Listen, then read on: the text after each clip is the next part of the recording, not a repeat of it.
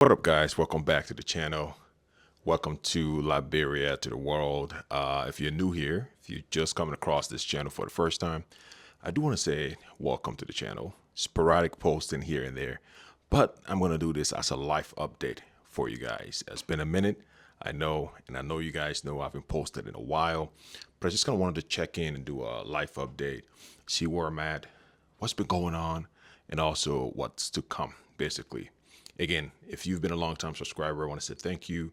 Thank you for your patience. I know your boy, he be in and out.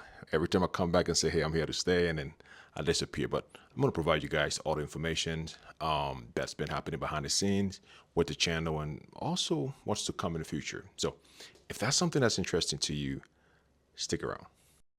All right, so what's been going on? All right, so for some of you guys may have been aware that I was involved in an accident with my mother a couple years back, right? So I have been recovering from that. Most of my time away from the channel has been in regards to recovery, going through therapy, physical therapy, and also just other things associated with that accident, right? I've been traveling quite a bit as well, back and forth to Liberia. Some of you guys may know if you follow me on other social media. So if you follow me on Instagram or on Facebook and things like that, you got to be aware. So I'm just gonna do a quick full update as far as just checking in. Hey, to still show my face to let you guys know that I'm still around. And thanks to those of you who sporadically, every now and then, will send me a message saying, hey, hope everything is okay. We miss you. I appreciate you guys. That means a lot, because when you're a YouTuber, it's a parasocial relationship, right? Which means it's just one way, right? Like all of you guys know me, but then I don't know you, right? You see me all the time, you recognize me, but I don't know who's watching. It doesn't say who's watching, it doesn't show a picture of you. So it's a one way. So every now and then, just to get a message from you guys asking of my well-being or hey, we miss you and things like that means a lot, because then it makes a real connection, right? Like a human connection on the other side of the camera, knowing that actual people are the ones watching and then you guys are concerned about me, right? So I appreciate you guys. And if you're one of those people who haven't reached out, every now and then when I disappear, just reach out. It means a lot to a YouTuber, basically. So what's been going on? One has been recovering from the accident, right? So my mom and I has been going through therapy and things like that. That has kept me away a lot from the channel. However, I've still been having a lot of other things going on in the background. That's number one reason why I haven't been. The second thing also, as far as update has been, every now and then people will ask, hey, Cephas, how's the development going? How's the building and real estate and things going? That's the number one question that we have, right? So our real estate development is going good, right? Overall, it's going good. There has been some challenges, of course, and that has to do with external and also a few challenges that has to do with just building in Liberia as a whole, or starting a business in Liberia. I'm pretty sure you guys watch other channels. Shout out to my guy Fizzo, who's been doing his thing. That's my boy. So he's, if you watch his channel and other channel, you will see, or at least would have heard some of the challenges that businesses face in Liberia, which is not something, it's something that's been in the system. It's something that can be overcome with just with strategy and planning, right? And with some guts and resilience. All right. So I don't want to leave that out. So it's been some challenges external, when things happen, because most of our clients are from the diaspora. So when things are, happening in the diaspora that may affect people in certain line of business that are doing business with us, it affects how progressive we are, or how progress, I should say. So it's been a little bit of slowdown with that. It's been rainy season, of course, but the development are still going on. Now, one of the reasons why also has been because we have been doing a lot of constructions outside of our development, right? Outside of the estate. So, I would say about 30 to 40% of our clients are folks who probably just want to build on their own land, right? They have their own land. Maybe it's significant to them. It's an area that they really want to live, or maybe space, right? They want a lot more space in in for their living area, right? So in our estate, in any gated estate, there are limited space, right? You can only probably be on a quarter lot, half a lot, maybe one lot in certain estates, but mostly it's around that. And there are quite a few people who are building in Liberia who want to build their home on an acre, who want to build on 2, 3 lots, right? And we don't offer that. So basically, a lot of our construction work. So we have been busy. The company has been busy. Employees has been busy. We've getting quite a few contracts, some big, some small. But that's what has been going on. So we've been doing a lot of constructions outside, and pretty soon again. I haven't been doing too many progress videos. I just want to do a lot of completion videos because right, you guys have been asking, hey, I see you guys are building. Do you have any finished units and things like that? We do. We have finished units that are private, like people's own houses and businesses that we have built, the company, and there are a few of them which are going to be within the estate that are going to be completed as well. That we're going to showcase to you guys. So on the construction side, that's what has been going on and things like that.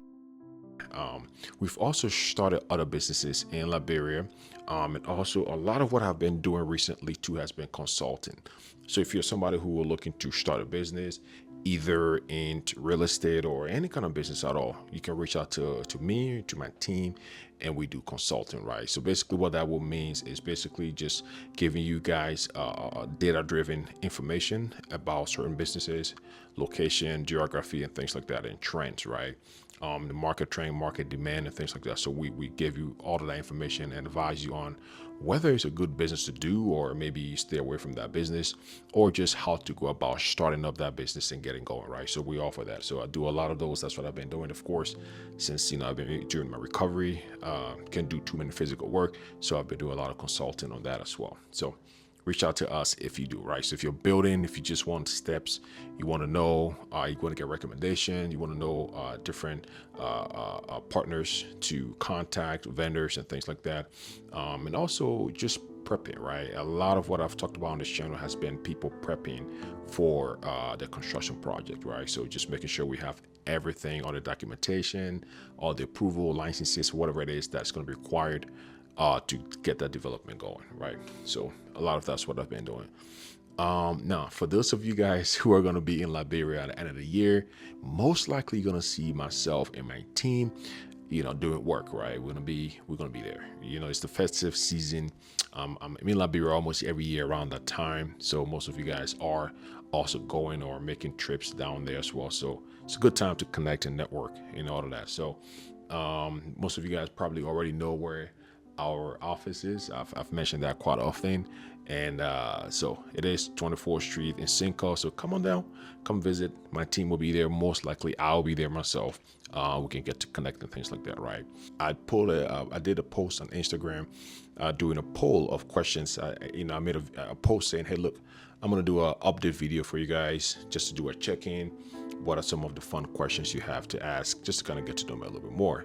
And then I'm going to shoot it. I have it down here written down. I got 7 questions, and I'm just going to hit it, and then just going to give you guys what to expect coming up on this channel, right? So the first question here is, of course, one of the most popular questions on podcasts or any kind of interview is my favorite food. So the question says, Cephas, what is your favorite food? Which is Liberian food?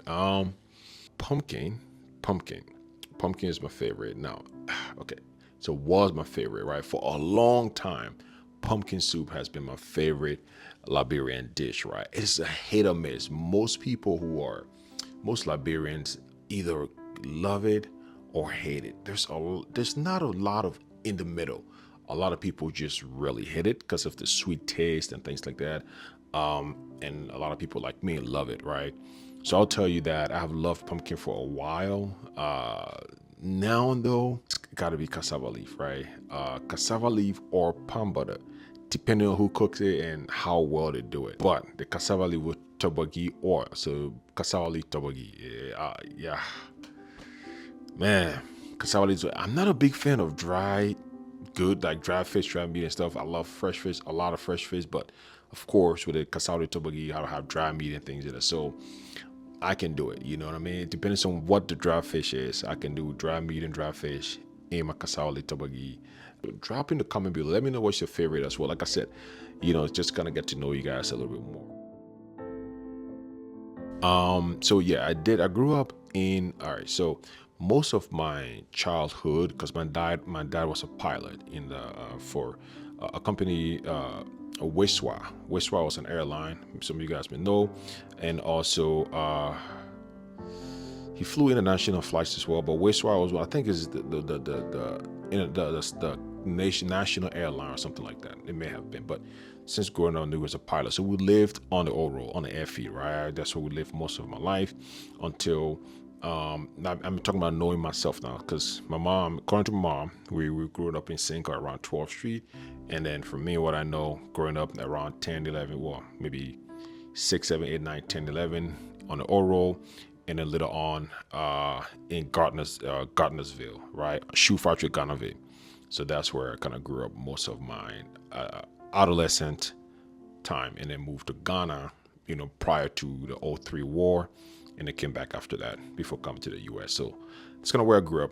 Basically, Oro, Gardnerville Shoe Factory. So all my Shoe Factory, Gardnerville folks, comment below. Let's know who you are. So I went to school. I remember this, right? So I went to school. I was living on the airfield, right? On the Oro. So basically on the airfield, because on the Oro we're living all the way down Chuba, if you know what that is.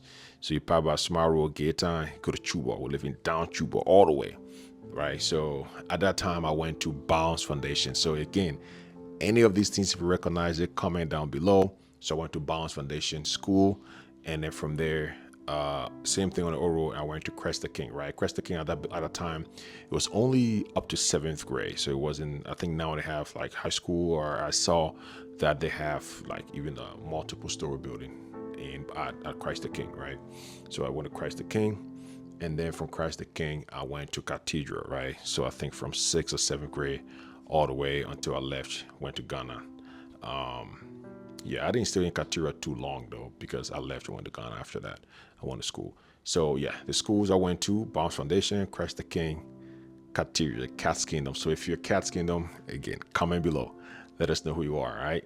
So question number 4 is favorite place I've traveled. I'll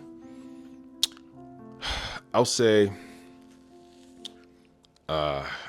look, I lived in Ghana for a while. I loved it there.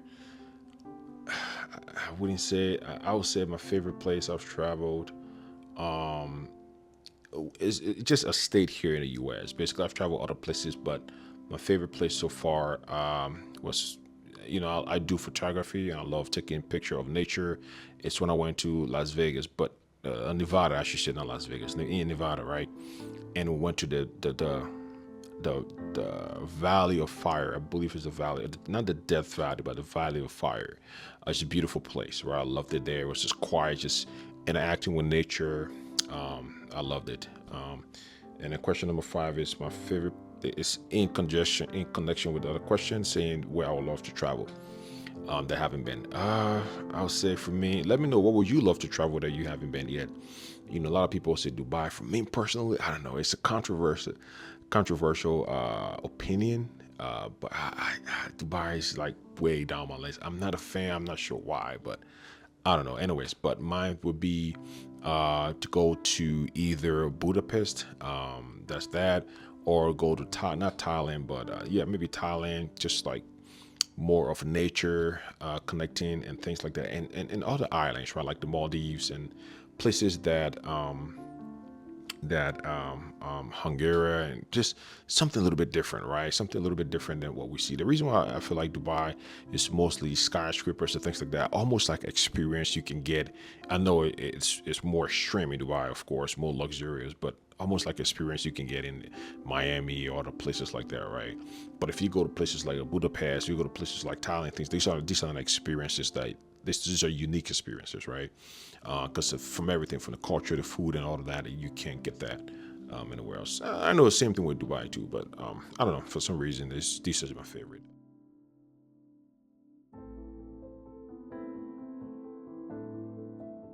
Right now, I would say has been expanding the team and the company, right? Like I said, I know you guys haven't seen a lot from me recently, but a lot has been going on in the background, right? So as far as my greatest achievement so far, it's just my team and I. We've grown over time. We've been a lot of challenges along the way. Things have changed. There's been setbacks, but we just kept moving forward, and we've expanded. We've expanded the team. We've expanded the company. We're doing a lot of constructions, right? And a lot of those are from referrals. So a lot of people who are just referring their family, their friends to our company based on the interaction with us, right? Based on our transparency, based on professionalism and things like that. Now, and I will say there are some shortfalls. Of course, we have a business, things we're still working on. We're still growing as a company, still aligning ourselves with our core values. However, just being persistent and resilient, right? So that's kind of what my proudest moment so far has been, just expanding the company, being able to take on some bigger contracts that took a while, but at the end of the day, we were able to really prove ourselves to our potential client who would then hire us on, right? So a lot of construction's going on. So if you're building in Liberia, you want to hire us, you want to consult with us, you want us to do your project, I promise you that, right? Because just because I know what my team is capable of, and I also know the feedback I've been getting from people we've been working with, right? So let us know if you want to build any kind of home, right? From a residential home, commercial home, you want to do something into like a Airbnb rent, whatever it is, just let us know, reach out, we'll reach back out to you, right? That's that.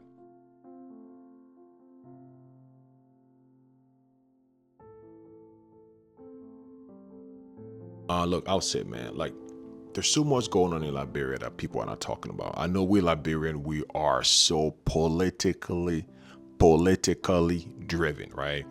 A Liberian will always, the opposition are always the loudest. I'm not, like I said, I'm not, for currently, I've said it before, right?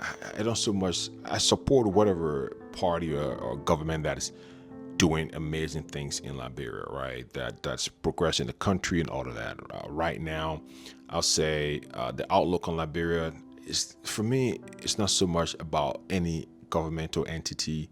It's mainly the mindset of the people. Look, I'll tell you this, man. If you are not in Liberia, you haven't traveled recently, you will really think there's nothing going on. There's a lot, and that's a lot outside of government, right? A lot of our young folks, their minds have been opened. A lot of entrepreneurs going on. A lot of our youth are like finding different ways, means, and method to like to be productive, to contribute to society, right? To change the trajectory of their lives and their family life. So there's a lot. When I'm in Liberia, every time I see these things, and I'm so proud. And I'll say, man, the youth. Shout out to all the youth in Liberia. You guys are doing amazing, and there's a lot of that going on. People are coming up with different ideas. These guys are researching. They're expanding their minds to what's beyond the borders of Liberia, right? So shout out to that. That's kind of, I would say, my own look on Liberia. I see the country progressing vastly based on the private sector, based on individuals who are thinking outside the box, based on people who are just forward thinking and kind of really want to see their own life change and things like that.